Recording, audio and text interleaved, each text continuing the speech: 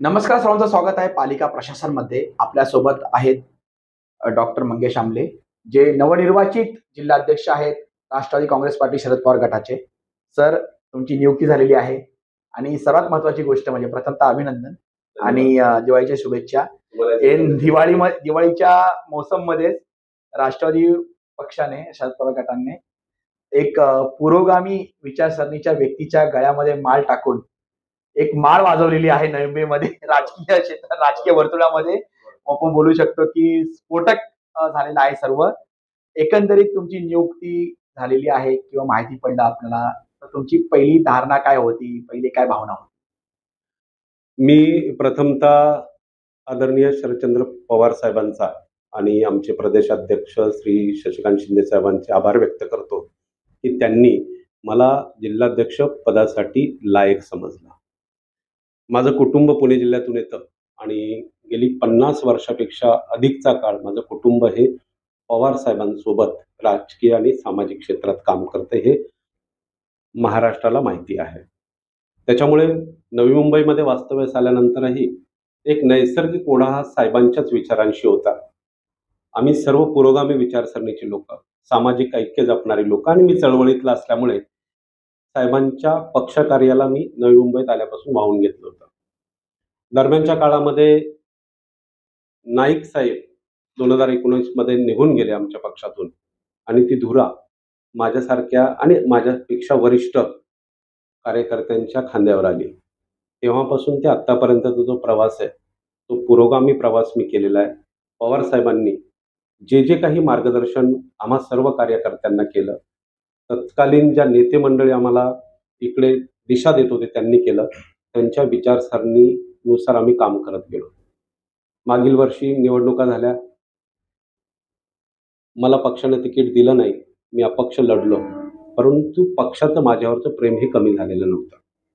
आणि नंतर आपल्या सर्वांना माहीतच आहे सर की ज्यांना दिलं होतं ते निघून गेले आणि पक्ष जो होता तो पुरोगामी विचारसरणीचा असल्यामुळे माझ्यासारख्या कार्यकर्त्याला पुन्हा त्यांनी पक्षकार्यासाठी जोडून घेतलं.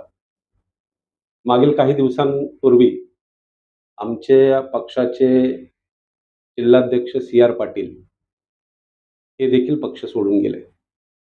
मग पक्षाने माझ्यासारख्या सामान्य कार्यकर्त्याला ही जबाबदारी दिलेली आहे. मी खूप आशावादी आहे की नवी मुंबईसारखं शहर जिथे जवळपास 60% लोकसंख्या ही 40च्या आतमधली आहे, त्यांना पुरोगामी विचार आवडतो. हे शहर सॅटेलाइट सिटी असल्यामुळे देशाच्या विविध राज्यांमधून इथे लोक वास्तव्यास आहेत.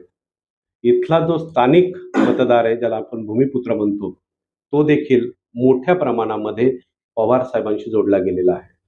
अगदी साधं उदाहरण जर घेतलं, विमानतळाचा प्रश्न जो होता, 12.5% जी स्कीम होती, आदरणीय दिबा पाटील साहेबांनी जो विषय पवार साहेबांसमोर मांडला, तो तडीस लावण्याचं काम साहेबांनी केलं होतं. त्याच्यामुळे स्थानिक भूमिपुत्र हा साहेबांशी जोडलेला आहे, पवार साहेबांशी जोडलेला आहे. आत्ता दिबा पाटील साहेबांचं नाव देण्याची मागणी आम्ही सर्वजण करतोय. आमच्या पक्षाचे नेते बाळ्या मामा जे आमचे खासदार आहेत, त्यांनी एवढं मोठं आंदोलन छेडलं, परंतु ते श्रेय त्यांना आम्हाला मिळू द्यायचं नाही आहे.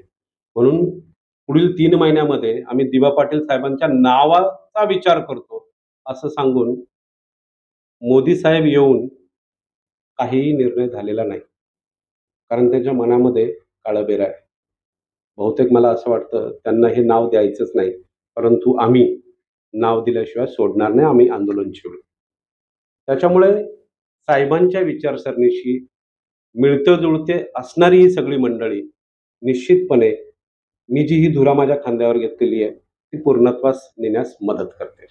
सर, जसं आपण सांगितलं की 2 नाईक राष्ट्रवादी काँग्रेस पार्टी शरद पवार गटानं म्हणजे शरद पवार साहेबांना सोडून गेले, पुरोगामी विचारसरणीला सोडून गेले. या सर्वामुळे तुम्हाला एक वनवास आपण बोलू शकतो भोगावा लागला, खूप मोठा त्याग करावा लागला आणि त्याच्यानंतर आज आपल्याला जिल्हाध्यक्ष पदाची माळ तुमच्या गळ्यात पडलेली आहे, जे तुम्हाला प्रदान केली आहे सेवेसाठी. तर जे नाईक सोडून गेले आणि त्याच्यामुळे जो लॉस झालेला आहे, तुमचा वैयक्तिक लॉस किंवा सर्व गोष्टी किंवा पक्षाचा लॉस किंवा पुरोगामी विचारांचा लॉस या शहरामधला, याच्याविषयी काय बोलणार का? लॉस असा काही झालेलाच नाहीये. कारण मी विचारांशी बांधील आहे. पवार साहेबांचे जे पुरोगामी विचार आहेत, ते त्यावेळेसही माझ्या मनामध्ये होते आणि आजही माझ्या मनामध्ये आहे. आपल्याला माहिती आहे की देशातली पहिली राष्ट्रीय सामाजिक ऐक्य परिषद मी घेतली आहे. मी चळवळीतला कार्यकर्ता आहे. पुरोगामी विचारांशी जोडलेला आहे. त्याच्यामुळे लॉस असा काही नाही. दरम्यानच्या काळामध्ये जरी मी म्हणजे निवडणुकीनंतर पक्षामध्ये तितकासा इन्व्हॉल्व नव्हतो. परंतु पक्षातील पदाधिकारी, कार्यकर्त्यांचं प्रेम माझ्यावर कमी झालेलं नव्हतं. त्यांनी अक्षरशः मला सामावून घेतलं, ओढून घेतलं आणि अगदी मागच्या वर्षी ज्यावेळेस डिसेंबरमध्ये पवारसाहेबांचा वाढदिवस होता, तर मला वाटतं तोही आपणही सगळ्यांनी पाहिलं सर, की तोही मी मोठ्या प्रमाणात साजरा केला. म्हणजे अगदी बेलापूर बेलापूरपासून तर ऐरोलीपर्यंतचे काही बॅनर्स आणि इथले विविध उपक्रम मी घेतले होते. म्हणजे मी पवार साहेबांच्या विचारांपासून आणि पक्षापासून दूर गेलेलोच नव्हतो. निवडणुकापुरती थोडंफार इकडे-तिकडे झालं असेल, परंतु पक्षाने माझ्यावर प्रेम दाखवलं आणि मी पक्षावर प्रेम दाखवतच होतो. तर इथून पुढे आता तुमच्याकडे जिल्हाध्यक्ष पदाची धुरा आलेली आहे आणि सर्वांना माहिती आहे की राष्ट्रवादी काँग्रेस पक्ष शरद पवार गट. शरद पवार साहेब हे देशाचे नेते म्हणवले जातात. म्हणजे हा एक प्रकारे राष्ट्रीय पक्ष आहे असं आपण संबोधू. आणि आता याची धुरा तुमच्याकडे आलेली आहे. इथून पुढची म्हणजे सर्वात मोठी जी कसोटी असते ती जिल्हा समिती नियुक्ती करणे, तालुका समिती नियुक्ती करणे, प्रभाग. आता पॅनल सिस्टीम आहे आपल्याकडे येणाऱ्या दिवसामध्ये स्थानिक स्वराज्य संस्था महानगरपालिकेची. तर एकंदरीत नियुक्तीमध्ये इतर पक्षामध्ये आम्ही जेव्हा बघतो तेव्हा शिफारसी चालतात. म्हणजे कोणाचा जरी मुलगा असेल, मुलगी असेल, तिचे वडील नगरसेवक असतील किंवा अगोदर कुठं म्हणजे पक्षामध्ये मोठी पद असेल, त्यांची शिफारस, मग नेत्याची शिफारस, इकडच्या नेत्याची शिफारस. म्हणजे काम करणाऱ्या व्यक्तीला कुठे मुभा मिळत नाही, त्याला लाईमलाईटमध्ये यायला मिळत नाही पदाच्या बाबतीमध्ये. त्याला कुठे खाली पद दिलं जातं आणि काहीतरी म्हणतात ना, की आमचा कोपऱ्याला गावठी भाषा ग्रामीण भागामध्ये की कोपऱ्याला गुळ लावायचा आणि सांगायचं काम कर. तर आपला क्रायटेरिया काय असेल नियुक्त्या करताना? कारण खूप महत्वाचा विषय आहे आता तुमच्याकडे. कारण की आम्ही तुमच्या डिग्र्या वाचायला बसतो तेव्हा आमच्या असं काही समजा डिग्री असं होतं. म्हणजे तुम्ही सर्वात उच्च शिक्षित जिल्हाध्यक्ष आहात. तर इतर जिल्हाध्यक्ष किंवा इतर राजकीय पक्ष जे आहेत नवी मुंबईतले त्यांच्यापासून वेगळ्या काय क्रायटेरिया नियुक्तीचा असेल तुमचा? साहेब खूप चांगला प्रश्न विचारलाय. राष्ट्रवादी काँग्रेस पक्ष शरदचंद्र पवार हा पक्ष खऱ्या अर्थाने जनसामान्यांचा आहे, सर्वसामान्यांचा आहे. आमच्याकडे नसतील लक्झरी नेते, परंतु सर्वसामान्य लोक आमच्याशी जोडली गेलेली आहेत. तुम्ही जर ह्या नवी मुंबई शहरामध्ये राष्ट्रवादी काँग्रेस पक्षाच्या उमेदवारांनी घेतलेलं मताधिक्य जर पाहिलं, तर ते अधोरेखित होतं की सर्वसामान्य मतदार हा आमच्यासोबत आहे. राहिला प्रश्न नियुक्तीचा. आता तुम्ही माझ्या डिग्र्यांचा उल्लेख केलात. जवळपास मी म्हणजे IIT शिकलोय, मुंबईमध्ये शिकलोय, जम्मू IITमध्ये शिकलोय, वॉशिंग्टनमध्ये शिकलोय किंवा मी काही जे काही केलं असेल. माझं ज्ञान प्लस पक्षाचा क्रायटेरिया यांचा मिलाप करणार आहे मी. क्षमतेनुसार काम आणि जबाबदारी मला द्यायची आहे. म्हणजे एखाद्याकडे नेतृत्व करण्याची क्षमता असेल तर त्याला ते नेतृत्व द्यायचं. एखाद्याकडे नेतृत्व करण्याची क्षमता नसेल, पण विचारसरणी जपायचं क्षमता असेल तर त्याला विचारसरणी पुढे कशी घेऊन जाता येईल, लोकांमध्ये कशी प्रसारित करता येईल याची जबाबदारी. कोणी एक म्हणाला की मी मीडिया सेल चांगला बघू शकतो. त्याच्या आवडीनुसार काम द्यायचं. महिला भगिनी आहेत, तुम्हाला मी सांगतो आता आम्ही काळी दिवाळी साजरी करतो. का करतोय? गेले 6 महिने महाराष्ट्रामध्ये पाऊस पडतोय. गेले 1.5 ते 2 महिने मुसळधार पाऊस झालाय, अतिवृष्टी झालेली आहे. आमच्या पक्षाचे राष्ट्रीय अध्यक्ष आदरणीय शरदचंद्र पवार साहेबांनी नाशिकमध्ये मोर्चा काढला.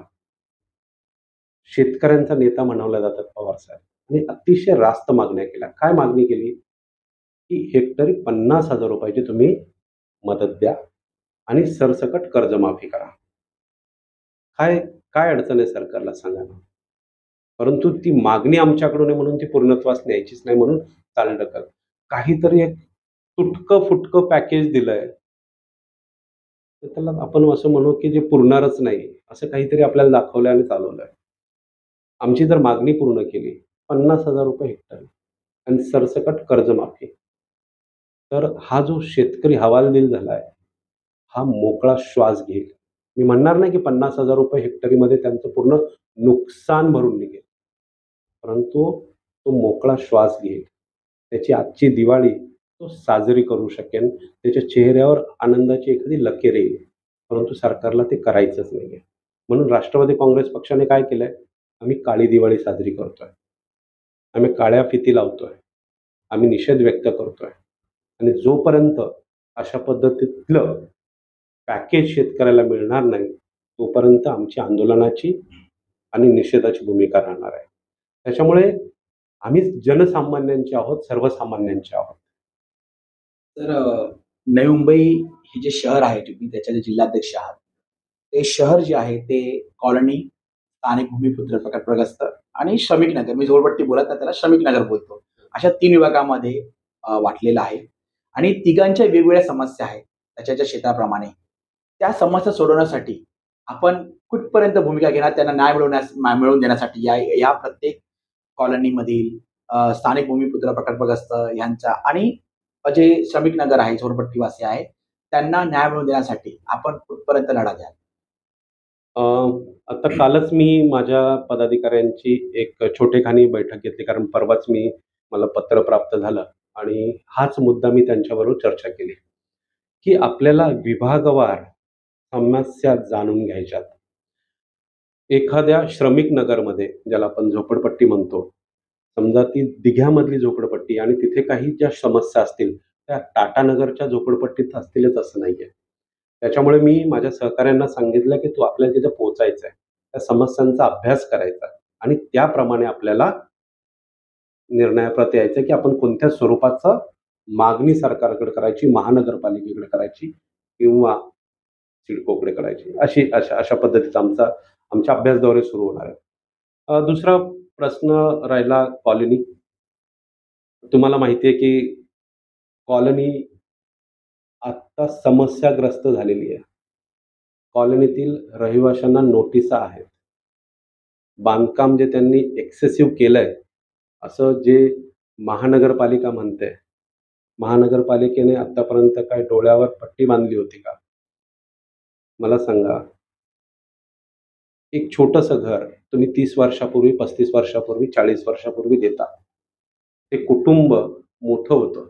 200-250 स्क्वेअर फीटचा कार्पेट एरिया. ते कुटुंब मोठं होतं. त्या कुटुंबात लग्न होतात. त्या कुटुंबाच्या गरजा वाढतात. त्यांनी काय करायचं? बरोबर आहे. मग त्यांनी जे काही एक्सेसिव्ह बांधकाम केलं असेल, त्याच्यावर तुम्ही काही चार्ज करा आणि ते रेग्युलराइज करा ना. ते रेग्युलराइज करण्यासाठी आमचा लढा आहे. आज एवढ्या लाखो लोकांना तुम्ही बेघर करायला चाललात. अशा पद्धतीतल्या काही समस्या आहेत. सांडपाणी, एवढा मोठा टॅक्स आपण भरतोय. सांडपाण्याचा प्रश्न आहे. रस्त्यावर पार्किंगचा मोठा प्रश्न आहे. आज जर तुम्ही बघितलं, अगदी आपण जिथे आज म्हणू की मोठमोठे टॉवर्स उभे राहत आहेत, तिथे सांडपाणी, पार्किंग याचे प्रश्न उभे राहिलेले आहेत. स्वच्छतेचा मोठा प्रश्न आहे. गेले 7 वर्ष या शहरामध्ये निवडणुका नसल्यामुळे, लोकप्रतिनिधी नसल्यामुळे महानगरपालिका अधिकाऱ्यांनी चावून खाल्ली आहे. चावून 5 किंवा 10 लाख रुपयाचं टेंडर पास करण्यासाठी मंत्रालयातून जर फोन येत असेल, तर काय म्हणायचं? काय चाललंय? आणि हे सगळे प्रश्न आणि अशा अनेक प्रश्न जे आम्हाला भेडसावत आहेत, सगळे प्रश्न घेऊन आम्ही लढा देणार आहोत. राहिला प्रश्न आमचा, अजून एक मागणी आहे, जसं मी म्हटलं, नवी मुंबई विमानतळाला दिबा पाटील साहेबांचं नाव हे लागलंच पाहिजे. ही राष्ट्रवादी काँग्रेस पक्षाची तर मागणी आहेच आहे, परंतु सर्वपक्षीय मागणी पण आहे. त्याच्यासाठी सुद्धा आम्ही लढा देणार आहोत. तर शेवटचा प्रश्न, राष्ट्रवादी काँग्रेस पार्टी, शरद पवार गट या पक्षामध्ये सामील होण्यासाठी तुम्ही नवी मुंबईकरांना आणि विशेषतः पुरोगामी विचारसरणी ठेवणाऱ्या पवार साहेबांची विचारसरणीला जपणाऱ्या आणि सर्वात महत्वाचं म्हणजे ज्याला तुमच्या नेतृत्वामध्ये एका शिकल्या सवरल्या उच्च शिक्षित जिल्ह्याच्या नेतृत्वाखाली काम करायचं आहे, अशा सर्व नागरिकांना, नवी मुंबईकरांना आपण ह्या पक्षाशी जोडून घेण्यासाठी काय आवाहन कराल? तर खूप चांगला प्रश्न विचारलाय आपण. राष्ट्रवादी शरदचंद्र पवार हा जो पक्ष आहे, आमचा राष्ट्रवादी काँग्रेस शरदचंद्र पवार पक्ष, हा मुळात संविधान आणि लोकशाही पद्धतीने चालतो. आम्ही पुरोगामी विचारसरणीची लोक. मग आता संविधानावर चालतो म्हणजे काय? जात, धर्म, भाषा, प्रांत आणि अगदी प्रदेश यामधील सर्व लोक ही एक आहेत. त्या देशाचे नागरिक आहेत. त्यांना समान अधिकार आहेत. हा विचार घेऊन आम्ही पुढे जातोय. आणि म्हणून हा विचार ज्यावेळेस आम्ही आमचे कार्यकर्ते समाजामध्ये घेऊन जाऊ, त्यावेळेस लोक नैसर्गिकरित्या आमच्याकडे आकृष्ट होणार आहेत, पहिली गोष्ट. परंतु हा विचार घेऊन जाण्यासाठी, त्या लोकांपर्यंत पोहोचण्यासाठी आम्ही वेगवेगळ्या लेयर्स क्रिएट करणार आहोत. दुसरी जी महत्त्वाची गोष्ट आहे, त्या लेयर्सना आम्ही काम देणार आहे, की तुम्ही सदस्य नोंदणी. अगदी मग आता मी मॅनेजमेंट शिकलोय म्हटलं, मी हेडमास्टर नाही बनणार, पण मी चेकलिस्ट घेऊन बसणार आहे, की बाबा मी जसं म्हणालो, की आमचे जे कार्यकर्ते असतील, पदाधिकारी असतील, त्यांना क्षमतेनुसार काम आणि क्षमतेनुसार पद देणार आहे. त्या चेकलिस्टप्रमाणे आम्ही बघणार आहोत, की ही सदस्य नोंदणी कशी. परंतु सदस्य नोंदणीच्या अगोदरचा विषय काय, की आपल्याला त्यांना विचार पटवून दिला पाहिजे. आणि मला खात्री आहे, की पवार साहेबांचा जो विचार आहे, तो संविधानावर अवलंबून आहे. आणि संविधान काय म्हणतंय? समता, एकता, बंधुभाव. हा जर विचार आपण तिथपर्यंत पोहोचवला, तर ती सर्व मंडळी आमचे विचार स्वीकारणार आहेत आणि पर्यायाने ते सदस्यत्व देखील सुधारतील. तुम्ही लवकरच पाहाल, की आम्ही सदस्य नोंदणी मोहीम मोठ्या प्रमाणात राबवणार आहोत आणि आम्हाला चांगला रिस्पॉन्स पण मिळणार आहे. गेल्या 2 दिवसामध्ये मी जिल्हाध्यक्ष पदाची सूत्र हातात घेतल्यानंतर विविध पक्षांमधून जो प्रतिसाद मला मिळतोय, की आम्हाला यायचंय तुमच्याकडे, तुमच्याबरोबर काम करायचंय. म्हणजे सदस्य नोंदणी तर बाजूलाच राहिली, परंतु विविध पक्षातील पदाधिकारी आणि टू बी कॉर्पोरेटर ते सुद्धा आम्हाला जोडू पाहतात. म्हणजे काहीतरी आहे आमच्याकडे. आम्ही जे मताधिक्य घेतलं होतं इथे, तेही ते काहीतरी अधोरेखित करतायत. निश्चितपणे तुम्ही पाहाल, की पक्ष आम्ही अशा विशिष्ट उंचीवर आणि पातळीवर घेऊन जाणार आहे. धन्यवाद सर. तुमच्या पुढील राजकीय वाटचालीस भरभरून शुभेच्छा. नवी मुंबईकरांचं कल्याण कराल अशी आम्ही अपेक्षा ठेवतो. तर नवी मुंबईकरांचे प्रश्न हे स्वतःचे प्रश्न समजून डॉक्टर मंगेश आमले, जिल्हाध्यक्ष, नवनिर्वाचित जिल्हाध्यक्ष शरदचंद्रजी पवार गट, राष्ट्रवादी काँग्रेस पार्टी हे मैदानात उतरणार आहे, असा गर्भित इशारा त्यांनी दिलेला आहे पालिका प्रशासनाशी चर्चा करताना, त्यांनी मुलाखत देताना. त्याच्यामुळे नागरिकांनी नक्की याचा विचार करावा आणि डॉक्टर मंगेशजी आमले जे उच्च शिक्षित असं एक जिल्हाध्यक्ष प्राप्त झालेला आहे नवी मुंबई जिल्ह्याला, तर त्याचा पुरेपूर वापर करून नवी मुंबईतील प्रत्येक जनतेचं कल्याण कशा पद्धतीने होईल सकारात्मक पद्धतीने, याचा विचार मनात ठेवून नक्की त्यांचा जो कार्यभार आहे, त्यांची कारकीर्द आहे किंवा ते जे काही संकल्प मनात घेऊन चाललेला आहे नवी मुंबईकरांसाठी, त्याला नक्की तुम्ही सोबत द्या, जोडा आणि स्वतःसोबतच नवी मुंबईचं एकंदरीत सामाजिक, शैक्षणिक आणि आपण बोलू शकतो विविध पैलूने कशा प्रकारे उत्क्रांती होईल, विकास होईल, यासाठी सहकार्य करा, मदत करा आणि त्यांच्या नेतृत्वामध्ये कशा पद्धतीने व्यवस्थितपणा येईल नवी मुंबई या शहराला, जी व्यवस्थित घडी विस्कटलेली आहे आपल्या शहराची, तर नक्की याचा विचार करा आणि त्यांच्यासोबत जोडण्यासाठी त्यांनी आवाहन केलेलं आहे. कॅमेरा पर्सन अथर्व सोबत मी सुदीप घोलप, पालिका प्रशासनासाठी नवी मुंबई येथून.